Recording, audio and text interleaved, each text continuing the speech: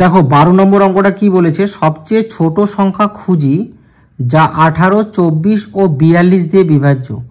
তোমাদের যদি বলে যে সবচেয়ে ছোট সংখ্যা খুঁজি, তাহলে এরকম যদি ছোট বা ক্ষুদ্রতম সংখ্যা যদি তোমাদের বের করতে বলে, তাহলে কিন্তু তোমরা কি করবে, লসাগু করবে। কি করবে, লসাগু। মনে রাখবে, সবচেয়ে ছোট সংখ্যা বা ক্ষুদ্রতম সংখ্যা যদি তোমাদের বের করতে বলে, ঠিক আছে, তাহলে তোমরা কি করবে, লসাগু করবে। দেখো এখানে কি বলেছে যে সবচেয়ে ছোট সংখ্যা খুঁজি যা 18, 24 ও 42 দিয়ে বিভাজ্য। মানে আমাকে একটা সংখ্যা খুঁজতে হবে যেটা 18 দিয়েও ভাগ করা যাবে, তারপরে 24 দিয়েও ভাগ করা যাবে, তারপর 42 দিয়েও ভাগ করা যাবে। এরকম একটা আমাকে সংখ্যা খুঁজতে হবে, অর্থাৎ আমাকে ভাজ্যটা বের করতে হবে কোন সংখ্যাটা 18, 24, 42 এই তিনটা সংখ্যা দ্বারাই বিভাজ্য। তার মানে কি, এদের আমরা যদি লসাগু করি তাহলে আমরা যে সংখ্যাটা পাবো সেই সংখ্যাটি হবে 18, 24 ও 42 দ্বারা বিভাজ্য সংখ্যা। তাহলে 18, 24 ও 42 এর লসাগু। প্রথমে আমাকে কি করতে হবে, লসাগু করতে হবে। তো চলো আমরা প্রথমে লসাগু করে নেব। তাহলে দেখো 3 দিয়ে যাবে, 3 6 18, 3 8 24, তারপর 3 ও 3 থাকবে এখানে, 1 আর 2 12, 3 এ 12, 3 14 42। এবার আমরা 2 দিয়ে ভাগ করতে পারবো, 3 2 6, 4 2 8, 7 2 14। দেখো এখানে শুধু 4কে ভাঙানো যায়, বাকি দুটো সংখ্যাকে কিন্তু ভাঙানো যায় না। তাহলে এখানে যদি আমরা আবার না ভাঙি তাহলে কোনো ব্যাপার নেই। তাহলে এবার লিখবো যে সুতরাং লসাগু আমরা কি পাবো, 3 গুণন 2 গুণন 3 গুণন 4 গুণন 7। আমাকে কি করতে হবে, লসাগুর সময় প্রত্যেকটা উৎপাদক গুণ করতে হবে। তাহলে 3 2 6, 3 এ 12 গুণন 7। তাহলে 6 12 কত হচ্ছে, 72 গুণন 7। তাহলে 7 দিয়ে 72কে গুণ করে দাও, 7 2 14, 4 হাতের 1, 7 7 49 আর 1 50। তাহলে সংখ্যাটা কত হচ্ছে, 504। তাহলে দেখো 504, এই 504 সংখ্যাটি 18 দিয়েও বিভাজ্য হবে, 24 দিয়েও হবে, 42 দিয়েও হবে। দেখো 3 18 54, তাহলে 2 18 কত হচ্ছে, 36। তাহলে 6 থেকে 10 হচ্ছে 4, আর 4 থেকে 1 4, 144। 8 দিয়ে আর একটা 64, 4 হাতে 6, 8 8 6 14, 144। তাহলে দেখো এই 504 সংখ্যাটি 18 দিয়েও কিন্তু বিভাজ্য। এবার তোমরা যদি 24 দিয়ে ভাগ করো, দেখো 2 24 কত হয়, 48, 2 আচ্ছা 24, 24 কো 24। তাহলে সংখ্যাটি 24 দিয়েও বিভাজ্য। এবার 42 দিয়ে যদি বিভাজ্য করো, ভাগ করো, 42 কো 42 থাকবে কত, এখানে 8 আর 4, 2 দিয়ে 2 2 4, 4 2 8। তাহলে 42 দিয়েও ভাগ করা গেল। তাহলে সংখ্যাটা কত হবে, 504। তাহলে তোমাদের যদি ছোট সংখ্যা বা ক্ষুদ্রতম সংখ্যা বা কমপক্ষে যদি কোনো বলে, এই সব কিছু যদি বলে, তাহলে তোমরা কি করবে, তোমরা সেই অঙ্কটার কি করবে, লসাগু করবে। বোঝা গেল। সবচেয়ে বড় সংখ্যা খুঁজি যা দিয়ে 45 এবং 60কে ভাগ করলে কোনো ভাগশেষ থাকবে না। অর্থাৎ 45 এবং 60 হচ্ছে ভাজ্য, আমাকে ভাজকটা বের করতে হবে। কোন সংখ্যা দিয়ে 45 এবং 60কে ভাগ করলে কোনো ভাগশেষ থাকবে না, সেই সংখ্যাটা আমাকে বের করতে হবে। দেখো প্রথমে লিখব 45 ও 60 এর গসাগু। এই গসাগু তোমরা ভাগ প্রক্রিয়া করতে পারো বা মৌলিক উৎপাদকে বিশ্লেষণ করেও কিন্তু তোমরা করতে পারো। তাহলে 45 কো 45 আমি ভাগ প্রক্রিয়া করছি, 5 থেকে 10 5 হাতের 1, 5 থেকে 6 হচ্ছে 1, 15 দিয়ে এবার 45কে ভাগ করব, 3 15 45। তাহলে গসাগু কত পেলাম, আমি গসাগু পেলাম কত, যে সংখ্যা দিয়ে ভাগটা শেষ হয় সেটা হচ্ছে গসাগু পেলাম 15। তাহলে আমি লিখব যে সুতরাং সংখ্যাটি হবে 15। দেখো এই যে 45কে আমরা যদি 15 দিয়েও ভাগ করি, ঠিক আছে, এবার 60কে যদি আমরা 15 দিয়েও ভাগ করি তাহলে কোনো ভাগশেষ থাকবে না। 4 15 কত হচ্ছে 60। তাহলে সংখ্যাটা কত হচ্ছে 15। বলছে যে কোন সংখ্যাটি দ্বারা 45 এবং 60কে ভাগ করলে কোনো ভাগশেষ থাকবে না, বড় সংখ্যাটা বের করতে বলছে। তাহলে উত্তর আমার হবে কত? 15। দেখো 15 দিয়ে 45কে ভাগ করলেও কোনো ভাগশেষ থাকবে না, আর 15 দিয়ে 60কেও ভাগ করলেও কিন্তু কোনো ভাগশেষ থাকবে না। তাহলে সংখ্যাটা কত হবে? 15। আর এখানে তোমরা লিখবে যে সুতরাং সংখ্যাটি হলো 504, এটা কিন্তু তোমরা লিখে দেবে। আর এখানে লিখবে সংখ্যাটি হবে 15। বোঝা গেল? এই হলো তোমাদের 13 নম্বর অঙ্ক। দেখো 14 নম্বর অঙ্কটা দেখো, দুটি সংখ্যার লসাগু ও গসাগু 252 ও 6, সংখ্যা দুটির গুণফল কত? অর্থাৎ দুটো সংখ্যাকে যদি আমরা লসাগু করি তাহলে 252 হবে, এবং তাদের যদি গসাগু করি তাহলে 6 হবে। তাহলে সেই সংখ্যা দুটির গুণফল কত হবে? তাহলে আমরা এই অঙ্কটা কিভাবে করব? দেখো এই অঙ্কগুলো কিন্তু তোমাদের এইভাবে করতে হবে, দুটি সংখ্যার গসাগু এবং লসাগুকে গুণ করতে হবে। তাহলে প্রথমে কিন্তু তোমাদের এইভাবে লিখতে হবে, লসাগু গুণন গসাগু, লসাগু গুণন গোসাগু সমান সমান সংখ্যা দুটির গুণফল, সংখ্যা দুটির গুণফল, এইভাবে লিখতে হবে।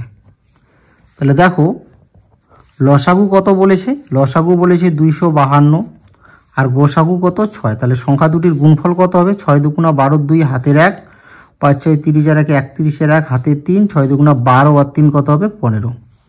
তাহলে সংখ্যা দুটির গুণফল কত হচ্ছে? 1512। তাহলে লিখব সুতরাং সংখ্যা দুটির গুণফল, সংখ্যা দুটির গুণফল 1512। দেখো এখানে কি বলছে, দুটি সংখ্যার গসাগু ও লসাগু যথাক্রমে 8, মানে গসাগু 8 আর লসাগু হচ্ছে 280। একটি সংখ্যা 56 হলে অপর সংখ্যাটি কত? তাহলে আমাকে কি বের করতে হবে? অপর সংখ্যাটি। তাহলে লিখব সুতরাং অপর সংখ্যাটি হবে, দেখো তোমরা তো জানো যে গসাগু আর লসাগু কি হয়? গুণ হয়। তাহলে লিখব গসাগু গুণ লসাগু ভাগ তোমাদের একটি যে সংখ্যা দেওয়া আছে সেই একটি সংখ্যা, তাহলে গসাগু কত? গসাগু বলেছে 8, লসাগু কত? 280, আর একটি সংখ্যা কত দেওয়া আছে? 56। কাটাকাটি করো, 7 8 56, 7 দিয়ে কাটো, 4 7 28 আর 0 40। তাহলে লিখব কত? 40। তাহলে লিখব সুতরাং অপর সংখ্যাটি হবে 40। কিভাবে করলাম অঙ্কটা? তাহলে অপর সংখ্যাটি আমাকে বের করতে হবে। তাহলে আমাকে কি করতে হবে? গসাগু গুণন লসাগু ভাগ একটি সংখ্যা। গসাগু কত? 8, লসাগু কত? 280, একটি সংখ্যা বলা আছে 56। কাটাকাটি করলাম, কত পেলাম? 40। তাহলে অপর সংখ্যাটি হবে 40।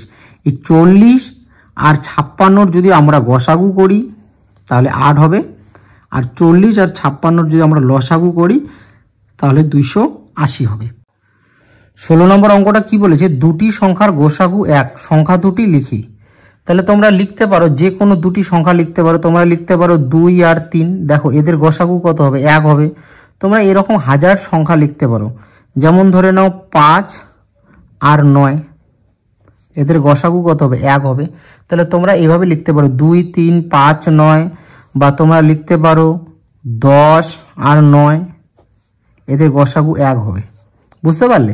তো এরকম তোমরা যে কোনো দুটো সংখ্যা লিখবে, হয় 2 3 লিখবে, নয়তো 5 9 লিখবে, নয়তো 10 আর 9 লিখবে। 17 নম্বর অঙ্কটা কি আছে? 48টি রসগোল্লা, 64টি সন্দেশ কোনোটি না ভেঙে সবচেয়ে বেশি কতজনকে সমান সংখ্যায় দেওয়া যাবে? তাহলে এখানে বলছে সবচেয়ে বেশি। তাহলে তোমাদের বলছি না সবচেয়ে বড় সংখ্যা বা সবচেয়ে বেশি যদি তোমাদের বের করতে বলে তাহলে তোমরা কি করবে? গসাগু করবে। সবচেয়ে বেশি বা সবচেয়ে বড় সংখ্যা যদি তোমাদের বের করতে বলে তাহলে গোসাগু করবে। দেখো গোসাগু কেন হবে? 48টি রসগোল্লা ও 64টা সন্দেশ কোনোটা ভাঙানো যাবে না, না ভেঙে আমি সবচেয়ে বেশি কতজনকে ভাগ করে দিতে পারবো। তার মানে আমাকে এমন একটা সংখ্যা বের করতে হবে যে সংখ্যা দিয়ে 48ও ভাগ যাবে, 64ও ভাগ যাবে। তার মানে এদের গসাগু বের করতে হবে। বুঝতে পারলে তো?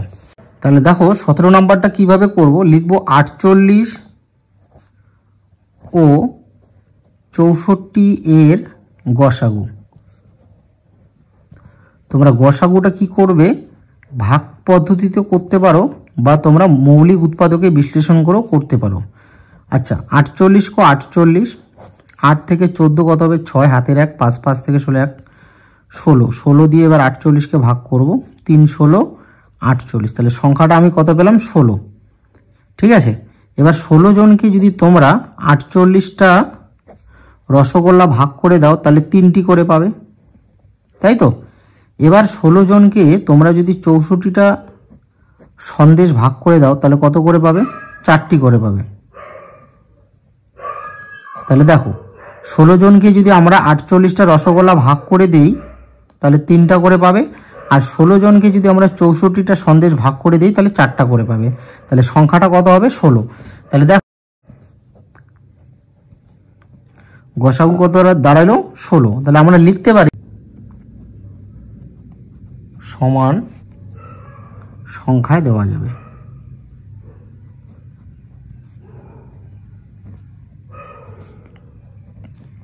এই হলো তোমাদের 17 নম্বর অঙ্ক।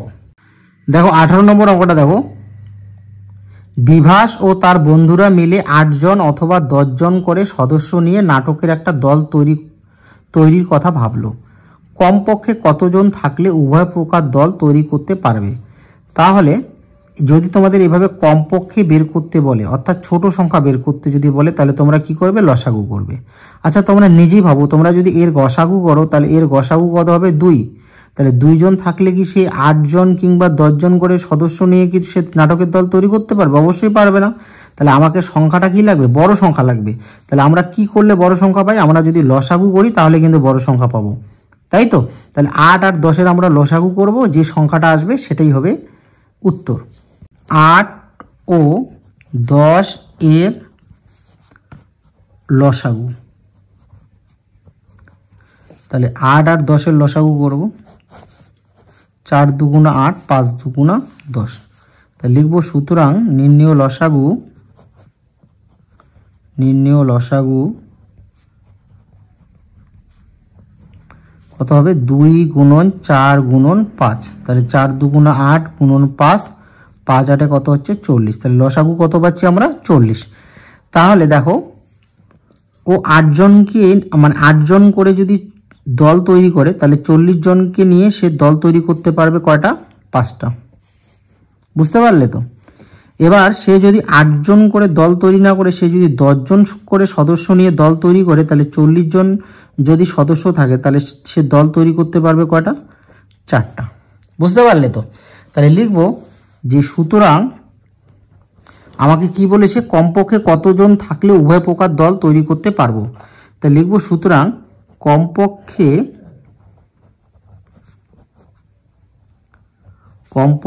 40 জন থাকলে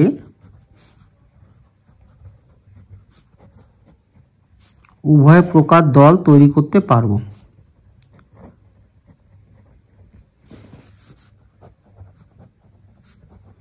দল তৈরি করতে পারবো।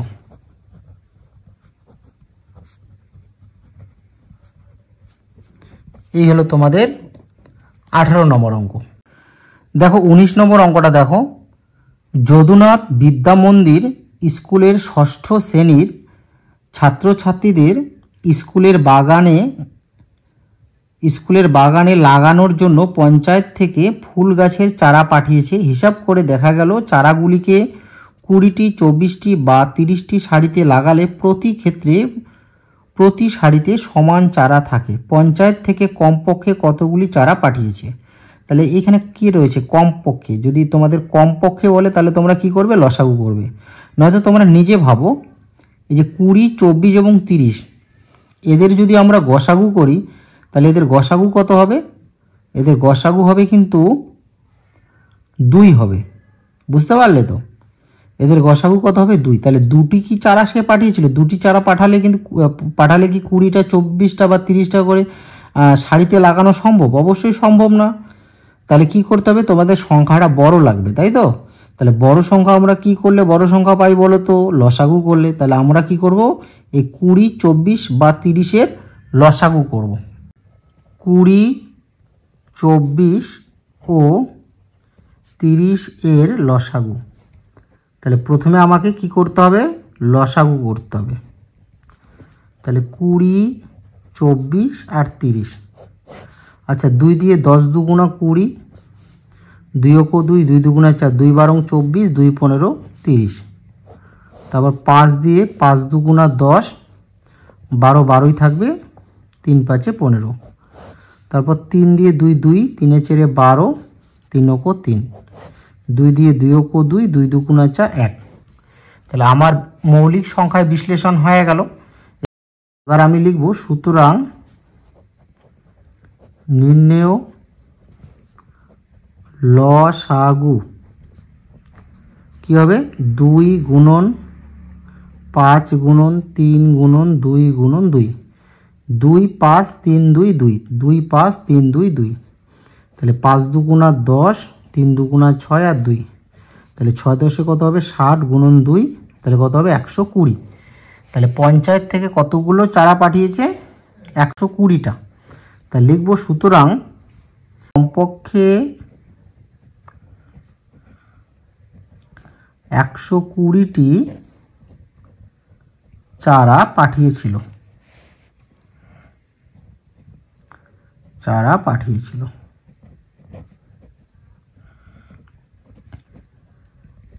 বোঝা গেল? এবার দেখো এই 120টা চারা সে যদি প্রতি সারিতে 20টি করে লাগায়, তাহলে তার সারি হবে কয়টা, 6টা। 120টা চারা সে 20টি করে যদি রাখে প্রতি সারিতে, তাহলে সারি হবে কয়টা, 6টা। এবার 120টা চারা ও যদি 24টি করে প্রতি সারিতে 24টি করে চারা লাগায়, তাহলে ওর সারি কয়টা হবে, 5টা। এবার 30, সে যদি 120টা চারা প্রতি সারিতে 30টি করে লাগায়, তাহলে ওর সারি হবে টোটাল 4টি। তাহলে দেখো 120টা চারা সে 30টি 20টি কিংবা 24টি করে প্রতি সারিতে সে চারা লাগাতে পারবে। বুঝতে পারলে তো? তাহলে এই হলো তোমাদের 19 নম্বর অঙ্ক। দেখো 20 নম্বর অঙ্কটা দেখো, একটি ইঞ্জিনের সামনের চাকার পরিধি 14 ডেসিমিটার আর পিছনের চাকার পরিধি 35 ডেসিমিটার। কমপক্ষে কত পথ গেলে চাকা দুটি একই সঙ্গে পূর্ণ সংখ্যকবার ঘোরা সম্পূর্ণ করবে? তাহলে এখানে কি বলেছে, কমপক্ষে। এর আগের অঙ্কটা দেখো, এখানে কমপক্ষে বলেছে, আমরা কি করেছি, লসাগু। আর এখানেও কিন্তু কমপক্ষে বলেছে। তোমাদের যদি কমপক্ষে বলে তাহলে তোমরা কি করবে, লসাগু। তো অঙ্কটা আরেকবার বোঝার চেষ্টা করো।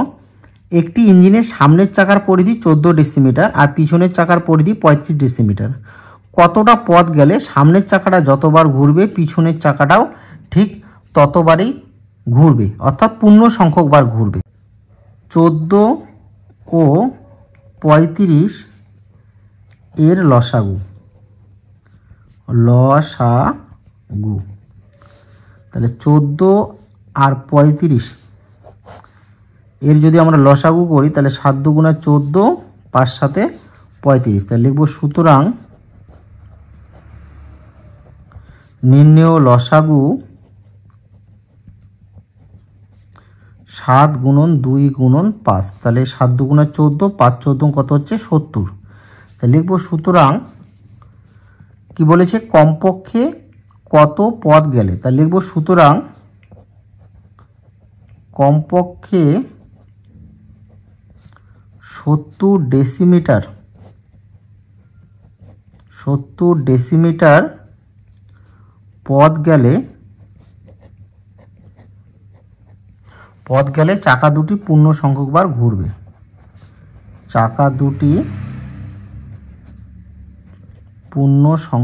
ঘুরবে।